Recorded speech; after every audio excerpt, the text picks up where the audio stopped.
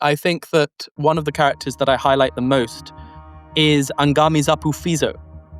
He later becomes the leader of the Naga separatist movement. And he is a figure who shows up absolutely everywhere in this book.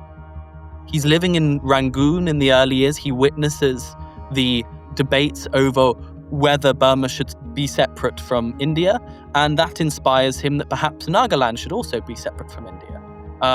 He fights in the INA, but he tries to make it so that Nagas are not recognized as Indians or Burmese. So, there's a Burma National Army and an Indian National Army, and he's saying there should be a Naga National Army as well. And he's told, no, you've got to join the INA.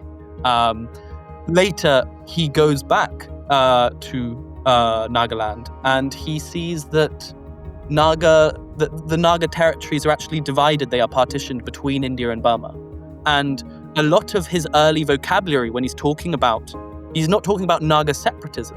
He's talking about reuniting the Nagas of India and Burma, and that actually 1/3 of the Nagaland that he is fighting for is actually in Burma. And I think this is, again, something that we often forget when we see these kind of status narratives of the Naga struggle. It's always separatism from India rather than reuniting the Nagas on both sides. He saw the Nagas as a partitioned people who needed to be reunited. And the reason that I think that he's so important is because he is central to the proxy wars that develop between India and Pakistan in the 1960s, when India begins funding Bengali, Pashtun, and Balochi separatists, and Pakistan begins funding Naga, Mizo, and other Indian, actually, interestingly, not Kashmiri separatists at this point, but they're funding mainly people in Northeast and Naxals, etc. Phizo is absolutely crucial to the resumption of hostilities between India and Pakistan, and he's very much there. He's one of the first Indian separatists to get an audience with the Pakistani president Ayub Khan.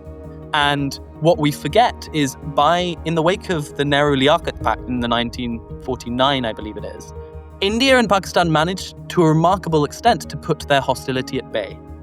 They suddenly it's possible for people to travel back and forth. There are joint India-Pakistan passports issued, and there's new research that's come out in recent years about the extent to which the predecessors of RAW and the ISI were working together and actively collaborating for the whole of the 1950s to stop the spread of communism. This is the early Cold War, and particularly in Burma, you've got all of these secret agents working alongside one another.